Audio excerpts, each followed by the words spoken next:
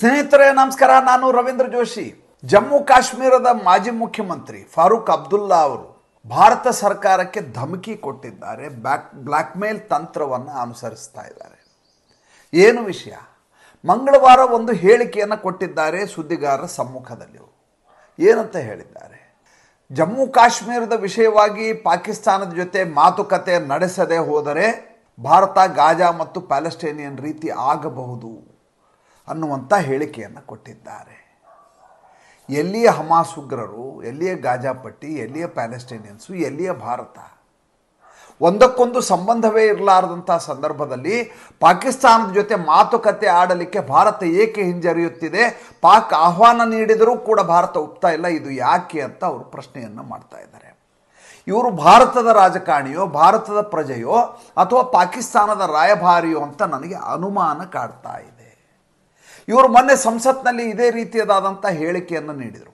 ಯಾವಾಗ ಆರ್ಟಿಕಲ್ 370 ಸಂವಿಧಾನಾತ್ಮಕವಾಗಿದೆ ಅಂತ supreme court ತನ್ನ ತೀರ್ಪನ್ನು ನೀಡುತ್ತೋ ಆವಾಗ ಇವರು ಇದ್ದಕ್ಕಿದ್ದ ಹಾಗೆ ಕಳವಳಗೊಂಡರು. ಇನ್ನು ವಾತಾವರಣ ತಿಳಿಯಾಗಿ ಬಿಡುತ್ತೆ, ನಾವು ಯಾವುದೇ ರೀತಿಯ ಹೋರಾಟ ಮಾಡಲಿಕ್ಕೆ ಆಗೋದಿಲ್ಲ ಅಂತ ಅನಿಸುತ್ತೋ ಆವಾಗ ಇದೇ ರೀತಿಯಾದಂಥ ವಿವಾದಾತ್ಮಕವಾದಂಥ ಮತ್ತು ಉದ್ರಿಕ್ತವಾದಂಥ ಹೇಳಿಕೆಯನ್ನು ನೀಡಿದರು. ತದನಂತರ ರಜೌರಿಯಲ್ಲಿ ಆದಂಥ ಘಟನೆಯನ್ನು ನೋಡಿ, ನಮ್ಮ 5 ಜನ ಯೋಧರು ಹುತಾತ್ಮರಾಗಬೇಕಾದಂಥ ಸನ್ನಿವೇಶ ಎದುರಾಯಿತು. ಅಂದರೆ ಇವರು ಪಾಕಿಸ್ತಾನದವರಿಗೆ ಪರೋಕ್ಷವಾಗಿ ಹೇಳ್ತಾ ಇದ್ದಾರೆ, ದಯವಿಟ್ಟು ನೀವು ಹಮಾಸ್ ಉಗ್ರರ ರೀತಿಯಲ್ಲಿ, ಗಾಜಾಪಟ್ಟಿ ರೀತಿಯಲ್ಲಿ ಭಾರತದ ಮೇಲೆ ದಾಳಿ ಮಾಡಿ ಅಂತ ಇವರು ಹೇಳ್ತಾ ಇದ್ದಾರೆ. ಯಾಕೆ ಹೀಗೆ ಹೇಳ್ತಾ ಇದ್ದಾರೆ? ಫಾರೂಕ್ ಅಬ್ದುಲ್ಲಾ ಅವರಿಗೆ ಪರಿವಾರವಾದ ಇನ್ನು ಮುಗಿದು ಹೋಗುತ್ತೆ ಅನ್ನುವಂಥ ಆತಂಕ ಕಾಡ್ತಾ ಇದೆ. ಕೇವಲ ಫಾರೂಕ್ ಅಬ್ದುಲ್ಲಾ ಮಾತ್ರ ಅಲ್ಲ, ಮೆಹಬೂಬಾ ಮುಫ್ತಿಗೂ ಕೂಡ ಇದೇ ಸಮಸ್ಯೆ, ಇದೇ ಸಂಕಟ, ಇದೇ ಯಾತನೆ, ಇದೇ ವೇದನೆ ನಿರಂತರವಾಗಿ ಕಾಡ್ತಾ ಇದೆ. ಏಕೆಂದರೆ ಜಮ್ಮು ಕಾಶ್ಮೀರದಲ್ಲಿ ಉಂಟಾಗ್ತಾ ಇರುವಂಥ ಅಭಿವೃದ್ಧಿ ಇದೆಯಲ್ಲ, ಇದನ್ನು ಅವರಿಗೆ ಸಹಿಸಲಿಕ್ಕೆ ಆಗ್ತಾ ಇಲ್ಲ. ನಿಮಗೆ ಗೊತ್ತಿರಲಿ, ಈಗ ಜಮ್ಮು ಕಾಶ್ಮೀರದಲ್ಲಿ 2 all India institute of medical science ಬರ್ತಾ ಇದೆ. ಒಂದು ಅವಂತಿಪುರದಲ್ಲಿ ಬರ್ತಾ ಇದೆ, ಇನ್ನೊಂದು ಜಮ್ಮುನಲ್ಲಿ ಬರ್ತಾ ಇದೆ. ಶ್ರೀನಗರದ ಬಳಿ ಅತಿ ದೊಡ್ಡದಾದಂಥ ಆಸ್ಪತ್ರೆಯನ್ನು ಕಟ್ಟಿಸಲಾಗ್ತಾ ಇದೆ. ಶ್ರೀನಗರದಲ್ಲಿ ಮಾಲ್ಗಳು ಬರ್ತಾ ಇದ್ದಾವೆ. ಸ್ವತಃ ಇಸ್ಲಾಮಿಕ್ ರಾಷ್ಟ್ರಗಳು ಜಮ್ಮು ಕಾಶ್ಮೀರದಲ್ಲಿ ಬಂಡವಾಳವನ್ನು ಹೂಡ್ತಾ ಇದ್ದಾವೆ. ಸೌದಿ ಅರೇಬಿಯಾ ಹೂಡ್ತಾ ಇದೆ, ಯುನೈಟೆಡ್ ಅರಬ್ ಎಮಿರೇಟ್ಸ್ ಹೂಡ್ತಾ ಇದೆ. $14 ಬಿಲಿಯನ್ ಬಜೆಟನ್ನು ಈ ಬಾರಿ ಕೇಂದ್ರ ಸರ್ಕಾರ ಜಮ್ಮು ಕಾಶ್ಮೀರಕ್ಕೆ ನೀಡಿದೆ. ಹಳ್ಳಿಗಳಲ್ಲಿ ಅಲ್ಲಿ ಕಾಂಕ್ರೀಟ್ ರಸ್ತೆಗಳು ಬರ್ತಾ ಇದ್ದಾವೆ. ಜೊತೆಗೆ ಯಾವ್ಯಾವ ಹಳ್ಳಿ ಎಂಥ ಸ್ಥಿತಿ ಇತ್ತು ಅಂದರೆ 76 ವರ್ಷ ಆಯಿತು ನಮಗಲ್ಲಿ ಸ್ವಾತಂತ್ರ್ಯ ಬಂದ ನಮ್ಮ ಭಾರತ ದೇಶಕ್ಕೆ. ಇನ್ನೂ ಅಲ್ಲಿಯ ಎಷ್ಟೋ ಗ್ರಾಮಗಳಿಗೆ ವಿದ್ಯುತ್ ಶಕ್ತಿ ಪೂರೈಕೆ ಇರಲಿಲ್ಲ. ರಸ್ತೆಗಳು ಕಡಿದಾಗಿದ್ದು, ರಸ್ತೆಯಲ್ಲಿ ಟಾರ್ ರೋಡ್ಗಳಿರಲಿಲ್ಲ. ಇವತ್ತು ಯಾವ ಸ್ಥಿತಿ ಆಗ್ತಾ ಇದೆ ಅಂದರೆ, ನೇರವಾಗಿ ಡೈರೆಕ್ಟ್ ಬೆನಿಫಿಟ್ ಟ್ರಾನ್ಸ್ಫರ್ ಮೂಲಕ ಸರ್ಪಂಚನಿಗೆ ದುಡ್ಡು ಬರುತ್ತೆ, ಹಳ್ಳಿಯವರಿಗೆ ಗೊತ್ತಾಗುತ್ತೆ ಇಷ್ಟು ದುಡ್ಡು ಬಂದಿದೆ ಅಂತ. ಆ ದುಡ್ಡನ್ನು ಅಲ್ಲಿಯ ಮೂಲಭೂತ ಸೌಕರ್ಯಗಳಿಗೆ ಬಳಸಲಾಗ್ತಾ ಇದೆ. $14 ಬಿಲಿಯನ್ ರೀ ಸ್ವಾಮಿ, ಸಣ್ಣ ಪುಟ್ಟ ಮೊತ್ತ ಅಲ್ಲ. ಚಿಕ್ಕದಾದಂಥ ರಾಜ್ಯ ಜಮ್ಮು ಕಾಶ್ಮೀರ, ಅಲ್ಲಿಗೆ ಅಷ್ಟು ದುಡ್ಡನ್ನು ಕೇಂದ್ರ ಸರ್ಕಾರ ನೆರವಾಗಿ ನೀಡ್ತಾ ಇದೆ.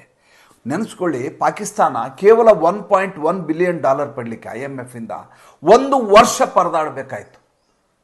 ಇನ್ನಿಲ್ಲದ ಹಾಗೆ ಅಲ್ಲಿ ವಿದ್ಯುತ್ ರೇಟನ್ನು ಏರಿಸಲಾಯಿತು, ಇನ್ನಿಲ್ಲದ ಹಾಗೆ ಅಲ್ಲಿಯ ಎಲ್ಲ ತೆರಿಗೆಗಳನ್ನು ಏರಿಸಲಾಯಿತು. ಏಕೆಂದರೆ ಬಜೆಟ್ಟು ನಿಮ್ಮದು ಬ್ಯಾಲೆನ್ಸ್ ಆಗೋದಿಲ್ಲ, ನಾಳೆ ನೀವು ರಿಪೇಮೆಂಟ್ ಮಾಡಲಿಕ್ಕೆ ಆಗೋದಿಲ್ಲ ಅಂತ IMF ಹೇಳಿದಾಗ ಅಲ್ಲಿಯ ಜನರ ವಿರೋಧವನ್ನು ಕಟ್ಟಿಕೊಂಡು ತೆರಿಗೆಯನ್ನು ದುಪ್ಪಟ್ಟು ಮಾಡಿತು ಪಾಕಿಸ್ತಾನ ಸರ್ಕಾರ. ತದನಂತರ ದೊರಕಿದ್ದೆಷ್ಟು? $1.1 ಬಿಲಿಯನ್. ಕೇವಲ ಜಮ್ಮು ಕಾಶ್ಮೀರಕ್ಕೆ $14 ಬಿಲಿಯನ್ ದುಡ್ಡನ್ನು ಖರ್ಚು ಮಾಡ್ತಾ ಇದೆ ಕೇಂದ್ರ ಸರ್ಕಾರ. ಅಲ್ಲಿಗೆ ಆಲೋಚನೆ ಮಾಡಬೇಕು, ಯಾವ ರೀತಿಯಾದಂಥ ಸ್ಥಿತಿ ಜಮ್ಮು ಕಾಶ್ಮೀರದಲ್ಲಿದೆ, ಯಾವ ಸ್ಥಿತಿ ಪಾಕಿಸ್ತಾನದಲ್ಲಿದೆ. ಅಷ್ಟೇ ಅಲ್ಲ, ಒಂದು ವೇಳೆ ಮಾತುಕತೆ ನಡೆಸಿದ್ದೇ ಆದರೆ ಈ ದೊರಕುವಂಥ ಫಲಶ್ರುತಿ ಅನ್ನುವಂಥ ಆಲೋಚನೆ ಮಾಡಬೇಕು. ನಮ್ಮ ಅಟಲ್ ಬಿಹಾರಿ ವಾಜಪೇಯಿ ಅವರು ಅಮನ್ ಯಾತ್ರಾ ಅಂತ ಹೋದರು. ವಾಘಾ ಬಾರ್ಡರ್ ಮೂಲಕ ಪಾಕಿಸ್ತಾನದ ಜೊತೆ ಮಾತುಕತೆ ನಡೆಸೋಣ ಅಂತ. ಇವರು ಕಾರ್ಗಿಲ್ ಯುದ್ಧವನ್ನು ಮಾಡಿದರು. ನಾವು ಇವರ ಜೊತೆ ಮಾತುಕತೆ ನಡೆಸಿದಾಗಲೆಲ್ಲ ಬಂದ ಮೇಲೆ ವಾಪಸ್ ನಮ್ಮ ಮೇಲೆ ದಾಳಿ ಮಾಡಿದ್ದು ಪಾಕಿಸ್ತಾನ. ಒಂದು ಕಾರ್ಗಿಲ್, ಒಂದು ಪಠಾಣ್ಕೋಟು, ಒಂದು ಉರಿ ಕ್ಯಾಂಪು, ಒಂದಲ್ಲ ಎರಡಲ್ಲ. ಇವರು ಮಾಡಿರುವಂಥ ಬೆನ್ನಿಗೆ ಚೂರಿ ಹಾಕುವ ಕೆಲಸವನ್ನು ಪಾಕಿಸ್ತಾನ ನಿರಂತರವಾಗಿ ಮಾಡ್ತಾ ಇದೆ. ಅದು ಹೇಗೆ ಒತ್ತಡದ ಮೂಲಕ ಪಾಕ್ ಆಕ್ಯುಪೈಡ್ ಕಾಶ್ಮೀರನ್ನು ತನ್ನ ಹಿಡಿತದಲ್ಲಿ ಇಟ್ಕೊಂಡಿದೆಯೋ ಆ ರೀತಿ ನಾವು Jammu ಕಾಶ್ಮೀರದನ್ನು ಪಡೆದದ್ದಲ್ಲ. Raja ಹರಿಸಿಂಗ್ನಿಂದ ಸಂವಿಧಾನಾತ್ಮಕವಾಗಿ letter of accession ಮೂಲಕ ಪಡೆದಂಥದ್ದು ಜಮ್ಮು ಕಾಶ್ಮೀರ. ಭಾರತದ ಸಾರ್ವಭೌಮತೆ ಇರುವಂಥ ಭಾರತದಲ್ಲಿ ಇದನ್ನು ಭಾರತದ ಅಭಿನ್ನ ಅಂಗ ಅಂತ ಅವತ್ತಿನ ದಿವಸ ಸಂವಿಧಾನಾತ್ಮಕವಾಗಿ ನಾವು ಪಡೆದಂಥದ್ದು ಜಮ್ಮು ಕಾಶ್ಮೀರ. ಹೀಗಾಗಿ ಅದರ ಜೊತೆ ಮಾತುಕತೆ ಆಡಿ ಅದನ್ನು ಪಡೆಯಬೇಕಾದಂಥದ್ದು ಅಥವಾ ಅದನ್ನು ಹಂಚಿಕೊಳ್ಳಬೇಕಾದಂಥದ್ದು ಅಗತ್ಯ ಭಾರತಕ್ಕೆ ಇಲ್ಲ ಅಂತ ಒಬ್ಬ ಸೀನಿಯರ್ ಮೋಸ್ಟ್ ಪಾಲಿಟಿಷಿಯನ್ ಆಗಿರುವಂಥ ಫಾರೂಕ್ ಅಬ್ದುಲ್ಲಾಗೆ ಯಾಕೆ ಅರ್ಥ ಆಗ್ತಾ ಇಲ್ಲ ನನಗೆ ತಿಳಿತಾ ಇಲ್ಲ. ಅಂದರೆ ಇವರ ವೈಯಕ್ತಿಕ ಹಿತಾಸಕ್ತಿ, ಇವರ ರಾಜಕಾರಣ ಕೊನೆಗೊಳ್ತಾ ಇದೆ ಅನ್ನುವಂಥ ಈ ಆತಂಕದಿಂದಾಗಿ ಇವತ್ತಿಗೂ ಅವ್ರಿಗೆ ಆಸೆ ಇರೋದು ಒಂದೇ, ಜಮ್ಮು ಕಾಶ್ಮೀರದಲ್ಲಿ ಯಾವಾಗಲೂ ಉದ್ವಿಗ್ನತೆ ಕಾಡ್ತಾ ಇರಬೇಕು, ಕರ್ಫ್ಯೂ ಇರಬೇಕು, 144 ಇರಬೇಕು. ಆವಾಗ ಇವರು ಬೇಳೆಯನ್ನು ಬೇಯಿಸ್ಕೋತಾರೆ. ಆವಾಗ ಇವರು ಕೇಂದ್ರ ಸರ್ಕಾರ ಈ ರೀತಿ ಮಾಡ್ತಾ ಇದೆ, ನಮ್ಮ ಜಮ್ಮು ಕಾಶ್ಮೀರದ ಬಗ್ಗೆ ಮಲತಾಯಿ ಧೋರಣೆಯನ್ನು ತಾಳ್ತಾ ಇದೆ, ಪಾಕಿಸ್ತಾನದ ಜೊತೆ ಮಾತುಕತೆ ನಡೆಸಬೇಕು ಅಂತ ಹೇಳ್ಕೊಂಡು ಇವರು ಅಲ್ಲಿಯ ಜನರನ್ನು ಇನ್ನಿಲ್ಲದ ಹಾಗೆ ದಿಕ್ಕು ತಪ್ಪಿಸಿ ರಾಜಕಾರಣ ಮಾಡ್ಕೊಂಡು ಬರ್ತಾ ಇದ್ದಂಥ ಜನ. ಈಗ ಅಂಥ ರಾಜಕಾರಣ ನಡೆಯೋದಿಲ್ಲ ಅಂತ ಇವರಿಗೆ ಸ್ಪಷ್ಟವಾಗಿ ಗೊತ್ತಿದೆ. ಶೇಖ್ ಅಬ್ದುಲ್ಲಾನ ಕಾಲದಿಂದಲೂ ಮಾಡ್ಕೊಂಡು ಬಂದಿರುವಂಥ ಇವರ ಈ ರೀತಿಯಾದಂಥ ಪಾರಂಪರಿಕ ರಾಜಕಾರಣಕ್ಕೆ ಪೂರ್ಣ ವಿರಾಮ ಹಾಡಿದೆಯಲ್ಲ ಕೇಂದ್ರ ಸರ್ಕಾರ, ಅದರಿಂದ ತಾಳಲಾಗದೆ ಈ ರೀತಿಯಾದಂಥ ಹೇಳಿಕೆಯನ್ನು ಕೊಡ್ತಾ ಇದ್ದಾರೆ. ಇದನ್ನೇ ಒಬ್ಬ ಯಾವುದಾದ್ರೂ ಜನಸಾಮಾನ್ಯ ಹೇಳಿದರೆ ಆತನ ಮೇಲೆ ದೇಶದ್ರೋಹಿ ಕೇಸ್ ಹಾಕಲಾಗ್ತಾ ಇತ್ತು. ಪಾಕಿಸ್ತಾನದ ಪರವಾಗಿ ಈತ ಮಾತಾಡ್ತಾ ಇದ್ದಾನೆ ಅಂತ ಆತನನ್ನು ಜೈಲಿಗೆ ತಳ್ಳಲಾಗ್ತಾ ಇತ್ತು. ಆದರೆ ಒಬ್ಬ ರಾಜಕಾರಣಿ ಈ ಮಾತನಾಡಿದ್ದಾನೆ, ಇವನ ಮೇಲೆ ಇನ್ನೂವರೆಗೂ ಏನು ಕ್ರಮವನ್ನು ಕೈಗೊಂಡಿಲ್ಲ. ಈತ ಸಂಸತ್ತಿನಲ್ಲಿಯೇ ನಿಂತು ಈ ರೀತಿಯ ಮಾತನಾಡ್ತಾನೆ. ಈಗ ಮಂಗಳವಾರ ದಿವಸ ಪತ್ರಕರ್ತರ ಎದುರಿಗೆ ಈ ರೀತಿ ಮಾತನಾಡಿದ್ದಾರೆ. ತನ್ನ ಮೂಲಕ ಪಾಕಿಸ್ತಾನಕ್ಕೆ ಆಮಂತ್ರಣವನ್ನು ಕೊಡ್ತಾ ಇದ್ದಾನೆ. ನೀವು ಇದೇ ರೀತಿ ಗಾಜಾಪಟ್ಟಿಯಲ್ಲಿ ಯಾವ ರೀತಿ ಹಮಾಸ್ ಉಗ್ರರು ದಾಳಿಯನ್ನು ಮಾಡಿದ್ರು ಇಸ್ರೇಲ್ ಮೇಲೆ, ಅದೇ ರೀತಿಯ ದಾಳಿಯನ್ನು ಮಾಡಿ ಅಂತ ಈತ ಆಮಂತ್ರಣವನ್ನು ಕೊಡ್ತಾ ಇದ್ದಾನೆ. ಇದು ದೇಶದ್ರೋಹಿ ಹೇಳಿಕೆ ಅಂತ ಈತನ ಮೇಲೆ ಮೊಕದ್ದಮೆಯನ್ನು ದಾಖಲು ಮಾಡಬೇಕು ಅಂತ ಹೇಳ್ತಾ ಇವತ್ತಿನ ಸಂಚಿಕೆಯನ್ನು ಮುಗಿಸ್ತಾ ಇದ್ದೇನೆ.